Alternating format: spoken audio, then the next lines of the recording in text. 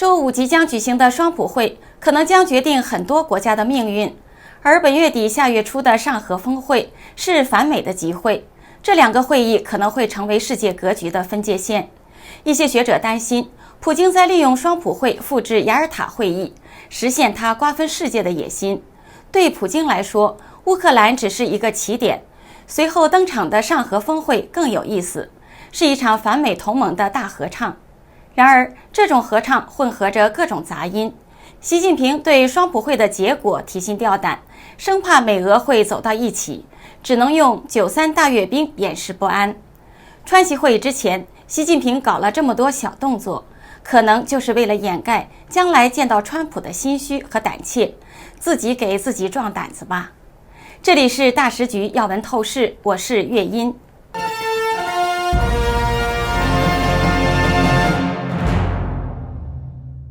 纽约时报8月14号报道，双普会周五将在阿拉斯加举行，乌克兰人和欧洲人更多地谈起第二次雅尔塔会议。德国小说家彼得·施耐德说，在雅尔塔会议上，世界被瓜分，许多国家被拱手让给了斯大林。雅尔塔象征着我们所恐惧的一切。他表示，如今普京打算复制雅尔塔会议来瓜分世界，对他来说，乌克兰只是一个起点，绝非终点。雅尔塔本身就位于俄罗斯吞并的克里米亚，它已经成为超级大国，是决定其他民族和人民命运的象征。位于维也纳的研究机构人文科学研究所的塞尔维亚政治学家伊万·维奥达说，这是一个关键的时刻，欧洲被一分为二，东欧人的命运在没有任何发言权的情况下被锁定。维奥达认为，尽管当时的情境不能和当今类比，但许多国家的存亡还是被别人操纵。欧洲对外关系委员会的爱沙尼亚籍俄罗斯问题专家卡德里利克表示，不在场的第三国命运由大国擅自决定，这可能是包括爱沙尼亚在内多数东欧国家的民族创伤。他说，这种恐惧始终如影随形，害怕有人会出卖我们或出卖乌克兰，而那是一个更大的进程的开始。普京的公开目标不止于乌克兰，他是一个想要颠覆现有秩序的修正主义者。他已经明确要求北约停止东扩，同时重新谈判欧洲的安全架构，以承认苏联曾经的势力范围。有可能的话，他还希望将美国与欧洲分裂开来，从而削弱甚至摧毁二战后建立的跨大西洋关系。专攻乌克兰与冷战史的历史学家蒂莫西·斯奈德认为，阿拉斯加峰会在道义正当性上远逊于雅尔塔会议。普京不是盟友，是战争的发起者。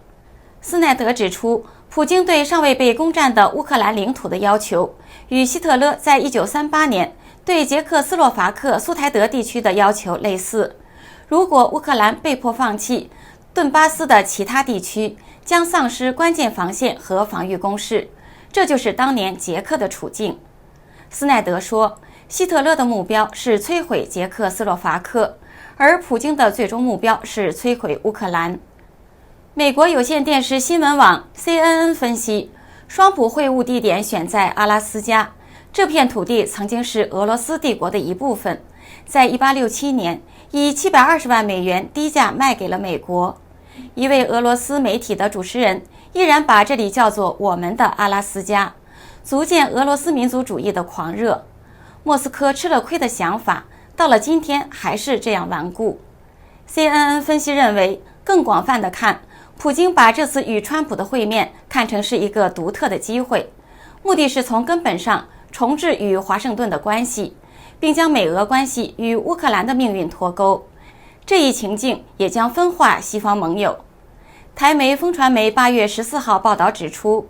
普京前脚见完川普谈停火，后脚就飞天津出席上合峰会，与习近平会晤，玩的是两手策略。上合峰会将在8月31号到9月1号在天津举办，中共党魁习近平、俄罗斯总统普京、印度总理莫迪将聚集到一起。精通中国事务的资深媒体人中泽克二8月14号在日经亚洲的撰文分析，上合峰会紧接在8月15号双普会之后，就算川普积极促成俄乌停火，普京仍可能依靠中共抗衡美国和北约，寻求持续俄乌战争的契机。此外，川普近日的关税措施也促使印度等国向中俄靠拢。上合峰会这场反美势力峰会，加上美俄两个旧冷战老对手15号在阿拉斯加的会晤，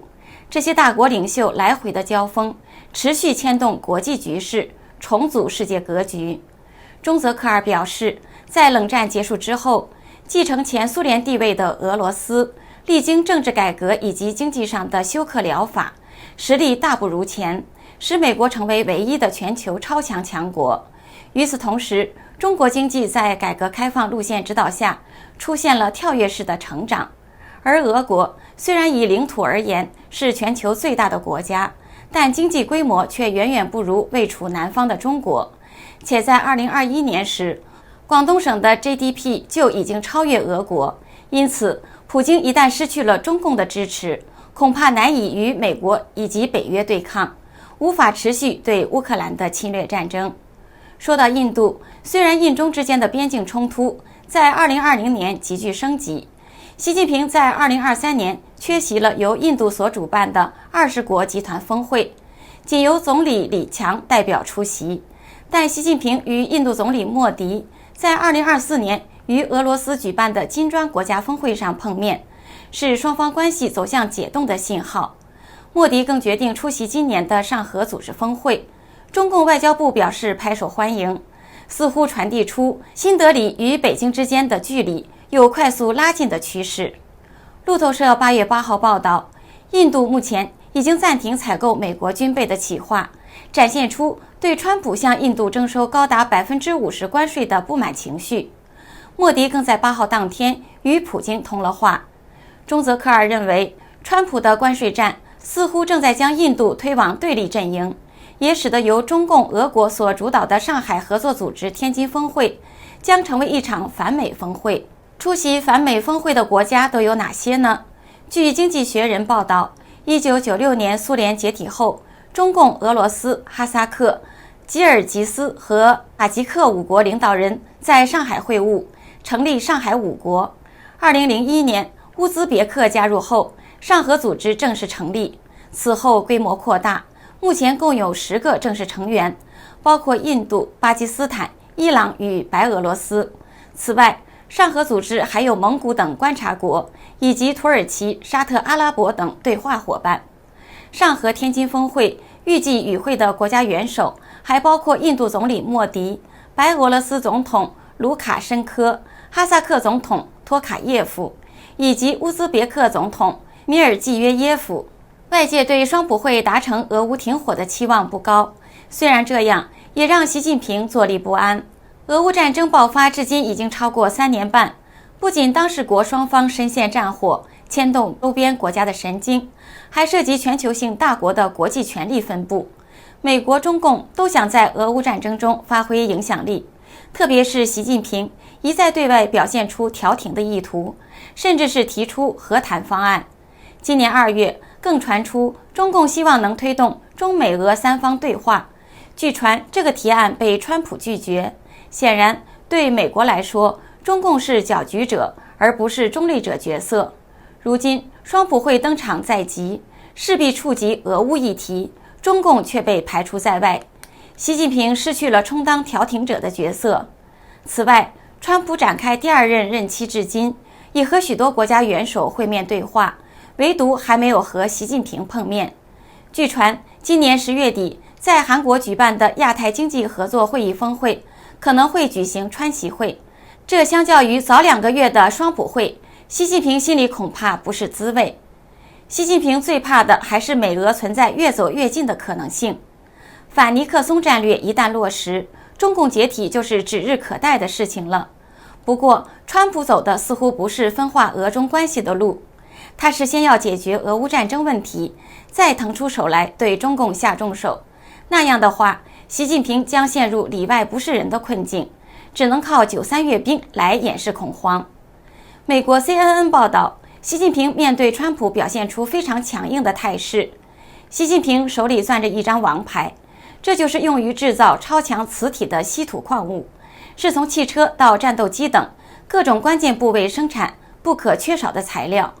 稀土对美国的国防和工业领域至关重要，但中共却控制着全球90%的稀土加工量。不过，稀土这张牌是一个回力镖，用不好也会伤及自身。经济学人报道，表面看来，稀土是习近平对付川普的有效武器，习近平也得到了他想要得到的效果。不过，从长远来看，中共的稀土武器最终会起到反作用。近年来，各国已经意识到要降低对中共稀土供应的依赖，正积极寻找替代方案。中共对稀土的主导地位，不是来自对全球储量的专有控制，也不是中共的精炼技术多么先进。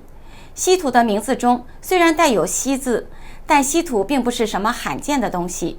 中国拥有的储量不到全球总量的一半，精炼过程虽然繁琐且污染严重，但技术难度并不如先进晶圆制造。因此，中共对稀土的掌控并不像西方对尖端晶圆的掌控那么强，也更容易被规避。热门的地缘经济理论指出，中国的稀土主导地位只要被削弱一点，也可能对中共造成不成比例的打击。从90%降到80%，看似微小，但意味着替代供应来源的规模将翻倍，让客户拥有更多回旋空间。与此同时，西方的新创企业正努力回收稀土，并开发不使用稀土的磁铁与电机制造方法。中共的限制会在生产过程中引发短期混乱，但长期的替代方案一直存在。所以，中共越是把稀土当成武器来用，自身就越虚弱。因此，习近平对川普的强硬是对内心虚弱的掩盖。在与川普会晤之前，这一次的上合峰会的反美大合唱，也许就是一种为自己壮胆的表现。这里是大时局要闻透视，感谢您的陪伴与思考，请订阅分享并打开小铃铛，一起在动荡中坚守真相，在黑暗中点燃希望。